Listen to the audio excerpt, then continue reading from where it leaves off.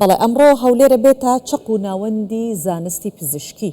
تایبەت بە کۆنگرەی تەندروستی مێزۆپۆتامیا دکتۆر پاساک بەرزنجی سەرۆکی کۆنگرەی تەندروستی مێزۆپۆتامیا و نەقیبی پزیشکانی کوردستان میوانی کوردستان 24 سپاس بۆ ئامادەبوونت دکتۆر ئەم ساڵ لە کۆنگرەی تەندروستی مێزۆپۆتامیا زیاتر تیشکەخرێتە سەر چ لایەنێکی تەندروستی؟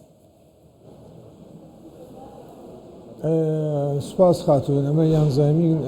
کۆنگرەی تەندروستی میزۆپۆتامیا کە پزیشکانی کورد لە هەر چوار پارچەی کوردستان و دایاسپۆرا تێدا بەشدارن بۆ ئیم ساڵ زیاتر لە 2564 پزیشک ناوی تۆمار کردو بۆ بەشداریکردن لەم کۆنفرانسە. ئەم کۆنفرانسە 130 محازرە یان پرزنتیشنی پزیشکی تێدا پێشکەش دەکرێت کە هەموو بوارەکانی زۆربەی بوارەکانی پزیشکی دەگرێتەوە لە 24 بەشی پزیشکی. ئەم کۆنفرانسە تاوتوی جۆری نەخۆشیەکان دەکات. باشە دکتۆر جەنابەت ئاماژەت بۆ کرد کە 2000 پزیشک ئامادەی هەر 2000ەکە بەشداریەکەن یا تەنیا ژمارەیەک لە پزیشکەکان؟ لا نەخێر ئەوە لەسەر دوو ڕۆژە کۆنفرانسەکەمان ڕۆژی یەکەم و دووەمە. ئەنجا ئەوانەی کە ناویان نووسیوە و ئامادە دەبن ئیتر لەوانەیە هەندێک کەس پێی نەکرێت شتێکی بێتە پێشەوە یان نەتوانێت بێ بەس ئەوەندە تۆمار و ناونووسینمان هەیە و ئامادەکاریمان بۆ کردو. باش دکتۆر ئەو داهێنانە پزیشکیانی کە پزیشکانی کورد کردویانە چ جۆرە دەرمانێکی نوێ ئەمانە هەمووی لەوێ باس دەکرێت تیشکەخرێتە سەر و بابەتە چ داهێنانێک لە ناو پزیشکانی کورد باس دەکرێت و نوێترین ئەوەی بەڕێز دکتۆر ئازاد نەجاری تێدا دڵی دەست کرد ئەوانەی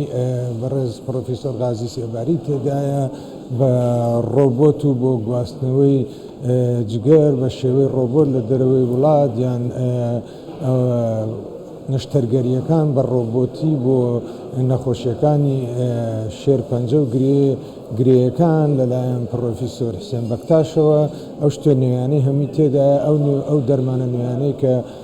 بۆ چارەسەری شەکرە دۆزراوەتەوە لە جیهاندا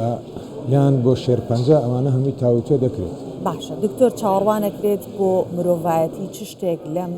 کۆنگرەیە پێشکەش بکرێت چاوەڕوانی چی؟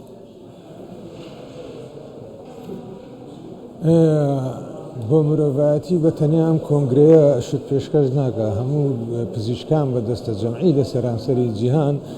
بەشداری لە توێژینەوەکان دەکەن. ئەو توێژینەوانە دەبێتە بناغی ئەوەی کە جۆرە دەرمانێکی نوێ یان چارەسەرێکی نوێ بدۆزرێتەوە و پێشکەش بە مرۆڤایەتی بکرێ. ئەنجا خۆشبەختانە پزیشکانی کورد هەم لە ناوی وڵات و هەم لە دەرەوەی وڵاتیش لە ناو زۆربەی ئەو توێژینەوانەیە بەشداری دەکەن و دکتۆری کارامان هەیە لە دایاسپۆرا کە لە ناو سنتەری توێژینەوەکانە ئیژەکەن و دەوری کاران هەیە بۆ دۆزینەوەی دەرمانی نوێ لە جیهاندا. باشە دکتۆر ئەم کۆنگرەیە میوانداری چەند وڵات دەکات لە پزیشکان کە بەشداری کۆنگرەی تەندروستی میزۆپۆتامیاکە؟ ئەم کۆنگرەیە کە بە خۆشحاڵیەوە جەنابی سەرۆک تەشریف دێنێ و گەورەمان دەکا زۆر پزیشکانی کورد لە دەرەوەی کوردستان لە هەر چوار پارچەی کوردستان دێن لە کەنەدا و هەمانە پزیشک بەشداری دەکات لە ئەمریکا لە سوێد نەرویج بەریتانیا فەڕەنسا ئەڵمانیا کازاخستان لە هەموو ئەم وڵاتانە بەشداریمان هەیە. بەڕاستی هەموو وڵاتەکان یەک ناتوانم بڵێن بە زەوانەی کە ئێستا لە خەیانما لە وڵاتانی کەنداویشەوە ئەوانەش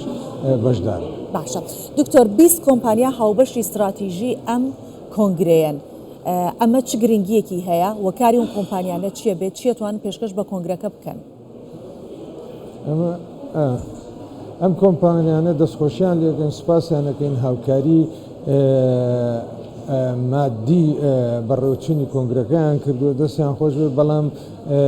هاوکاریی تریشمانەکەن کە ئەو جۆرە دەرمانە نوێیانەی کە هاتوونەتە ناو بازاڕی کوردستانە و دەربەستە لە ڕێگای ئەم کۆمپانیانەوە ئەتوانن ئاشنایکەن بە دکتۆرەکان و پیشانیان بدەن کە ئێستا ئەم جۆرە دەرمانانە لێرە هەیە. باشە دکتۆر دەستکەوتەکانی دەیەمین کۆنگرەی تەندروستی مێزۆپۆتامیا چییە؟ چ دەستکەوتێکی پزیشکی ئەبێت و چی هەبووە تاوکۆسە چیتان پێشکەش کردووە لە کۆنگرەکانی دیکە؟ دەستکەوتەکانی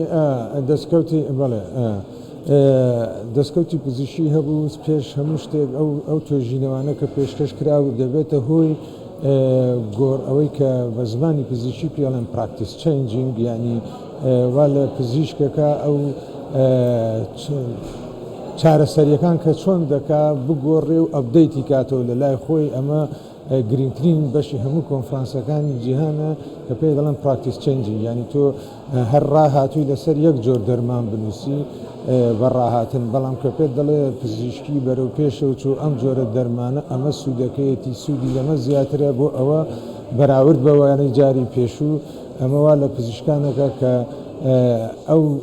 دەستبەرداری ئەو نووسینی دەرمانە کۆنەکانت بن بەرەو دەرمانی نوێ بڕن ئەوە گرنگترین بەشی هەموو کۆنفرانسێکی جیهانە کە پراکتیس چێنجینگە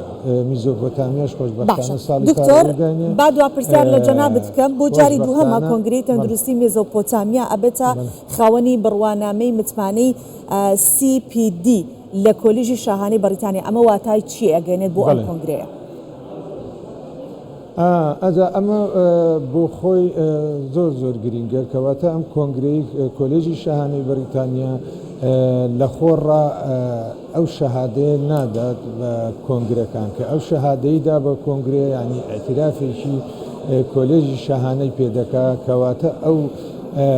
ئارتیکلانە ئەو محازەرانە ئەو توێژینەوانەی کە لێرە پێشکەش دەکرێن لە ئاستێکی زۆر بەرزی جیهانیدان بۆیە کۆلێژی شاهانەی بەریتانیا ئەو شەهادەی داوینەتی. بەڵێ ئێمە سپاس دەکەین دکتۆر پاساک بەرزنجی سەرۆکی کۆنگرەی تەندروستی مێزۆپۆتامیا و نەقیبی پزیشکانی کوردستان میوانی کوردستان 24 و سپاس بۆ ئامادەبوونەوە.